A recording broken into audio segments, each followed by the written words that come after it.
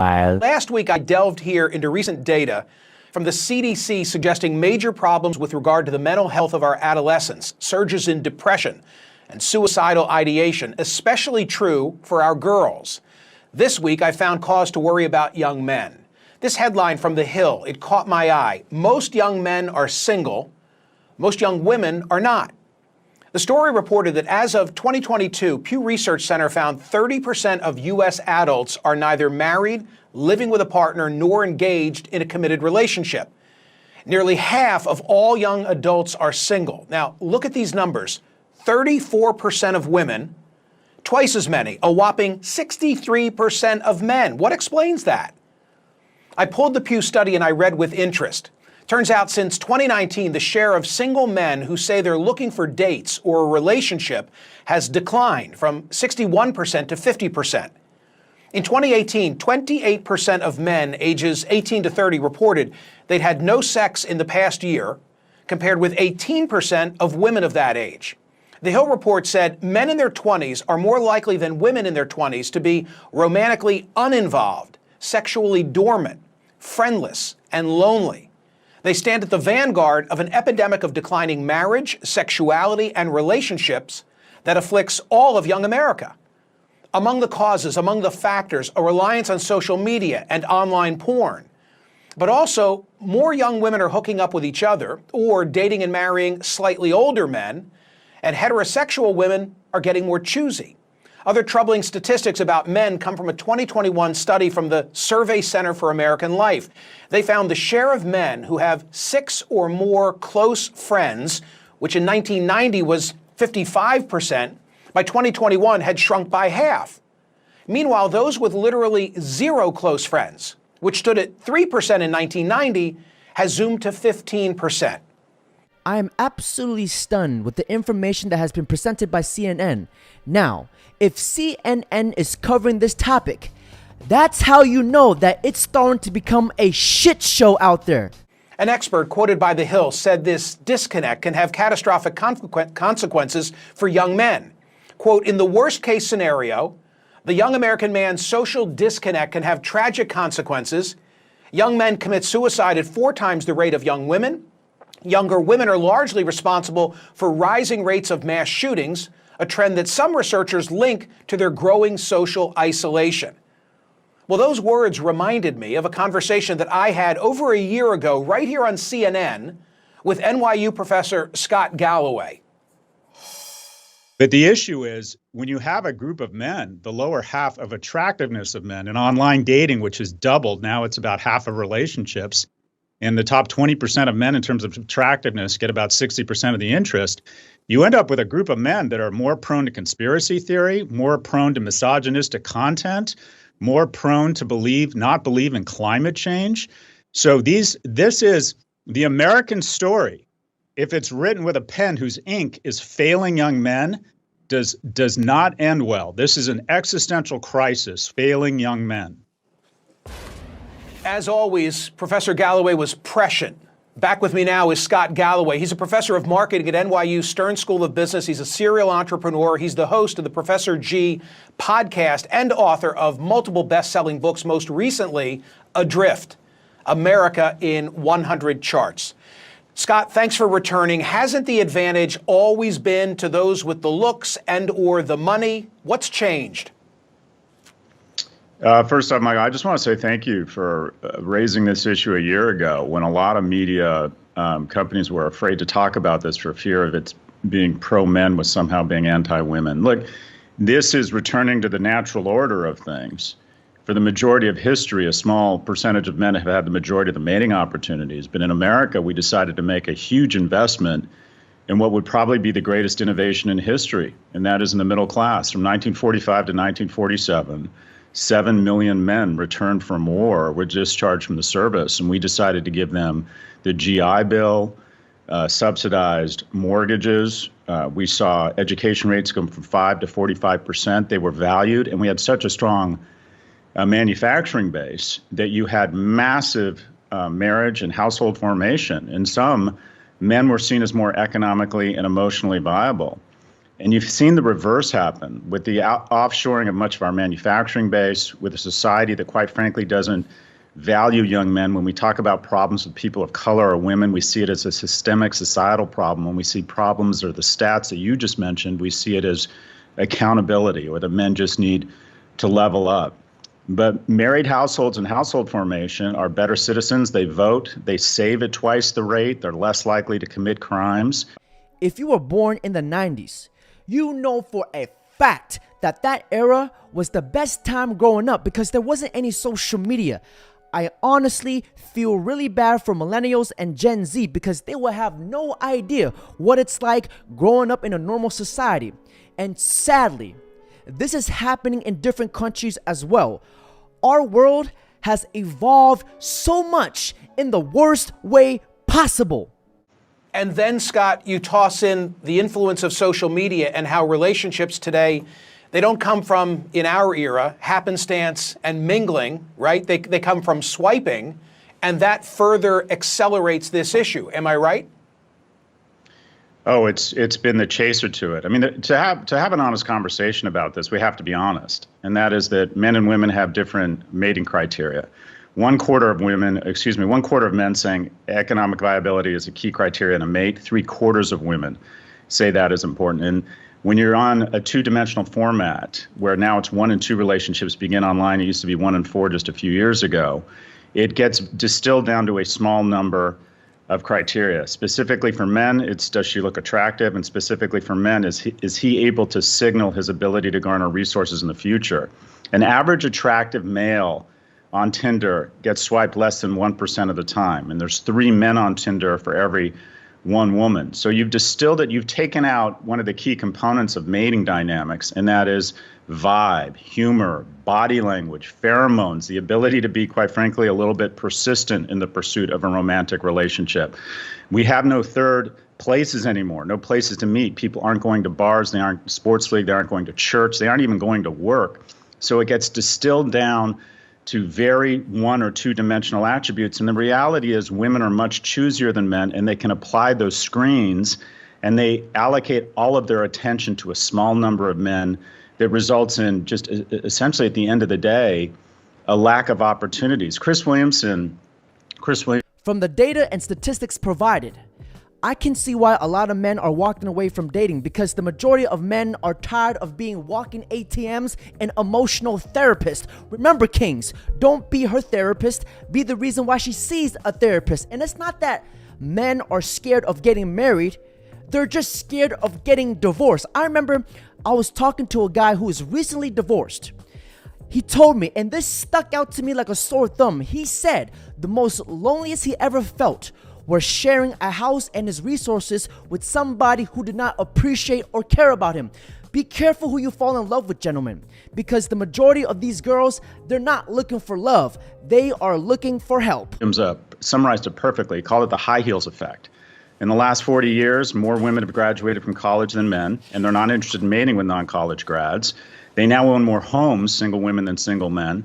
So what you have is women say they won't date anyone shorter than them, 50% of them. Effectively, what you have metaphorically over the last 40 years is women have been getting taller and taller, and men have been getting shorter and shorter. How many of us have said, I know a ton of great single women, they can't find a date? That's not true. They can't find a date. They can't find a man they find economically or emotionally viable. If we don't make a massive investment in young people and make more economically and emotionally viable men, we're going to see a lack of household formation. We're going to see a decline in the middle class. And we're going to see, quite frankly, just a lot of young men who are terrible citizens. So is the answer to fix this economically, and who will champion this conversation? You felt obliged to compliment me at the outset because we had engaged on this a year ago, and here I am revisiting it. And I read into that the fact that you think that it's politically incorrect even to have this dialogue. When you're seen as advocating for men because of the 300,000-year head start we've had, it seems somehow as anti-female. There's a lot of very unfortunate misogyny online that is masquerading as being pro-men. A lot of TikTok celebrities who talk about advocating for men, it's just thinly veiled misogyny. What do we need?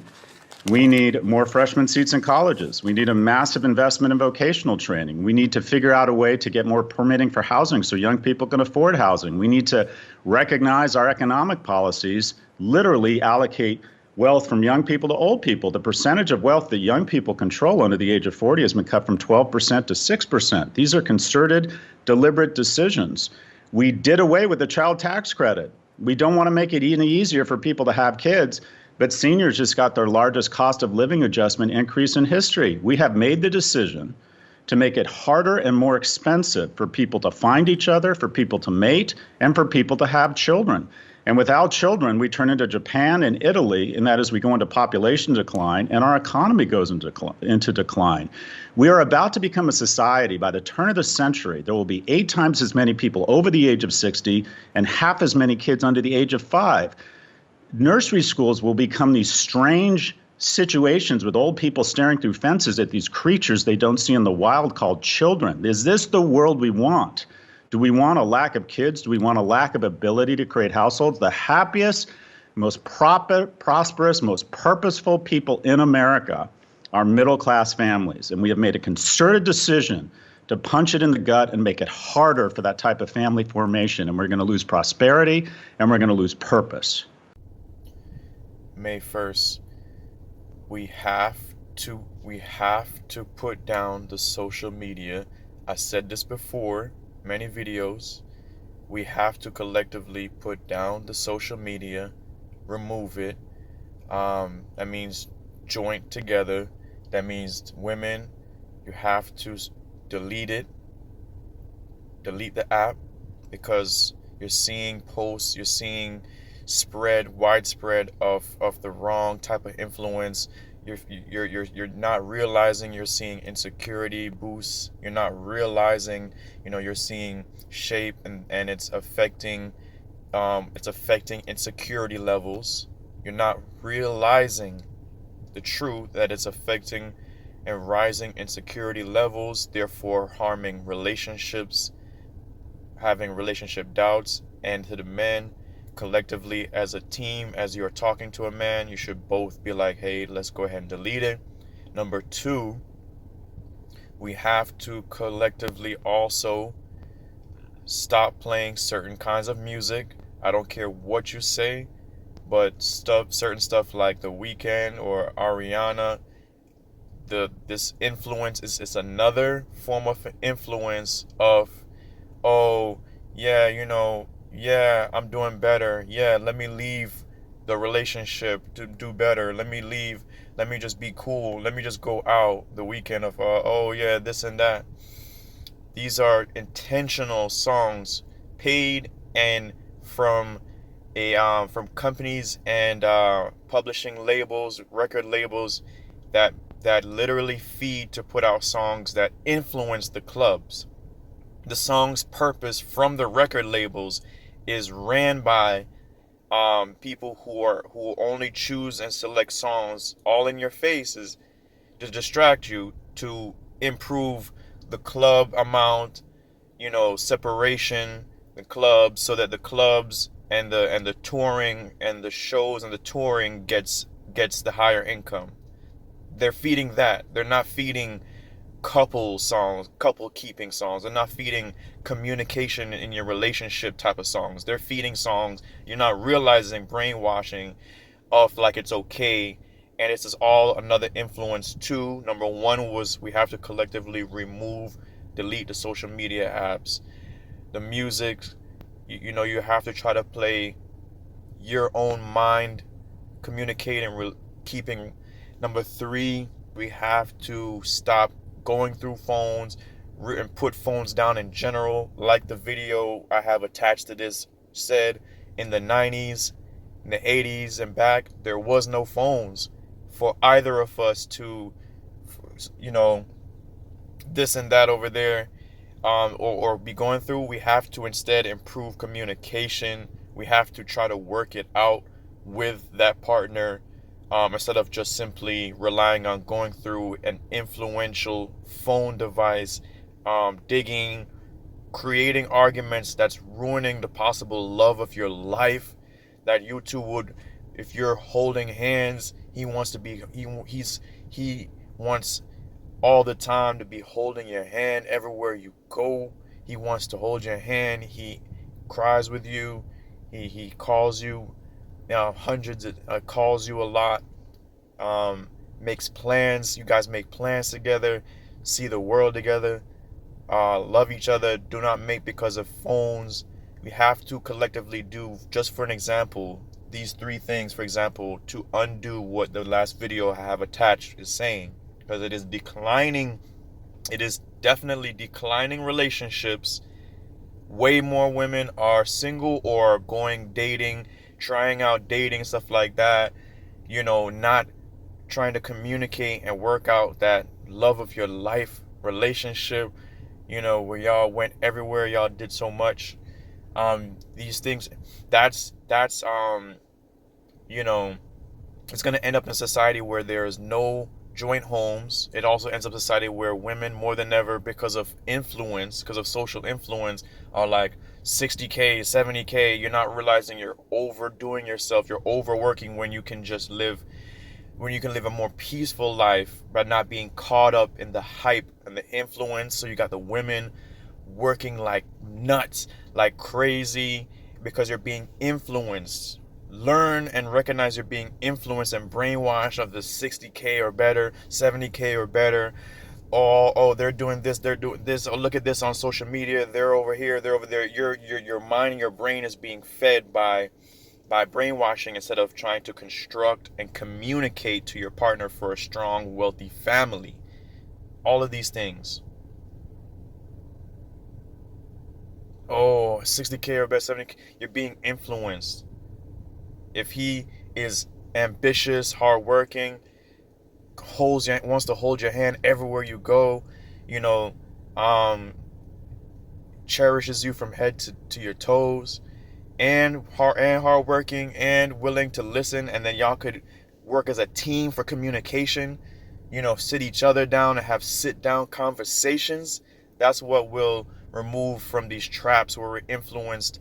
You're not realizing being influenced to separate. Influenced by the social medias, raising your insecurity. You're seeing stuff that's brainwashing you from yourself and how great you are. You two are as a partner. Don't have insecurity. You're influenced by, oh, it's 60K, 70K, 80K, 100K. Let me go out here. Let me do this.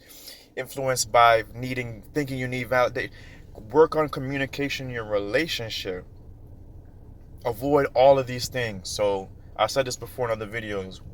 The only survival before it becomes pandemic, before it becomes, kind of craziness, before it becomes like I said, an increase in just chaotic things, and women just increase in unhappiness over the long run.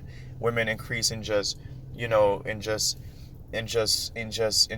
brainwashed, not really realizing that we need to, have that partner that wants to hold your hand, that wants to cherish you from head to toe, right?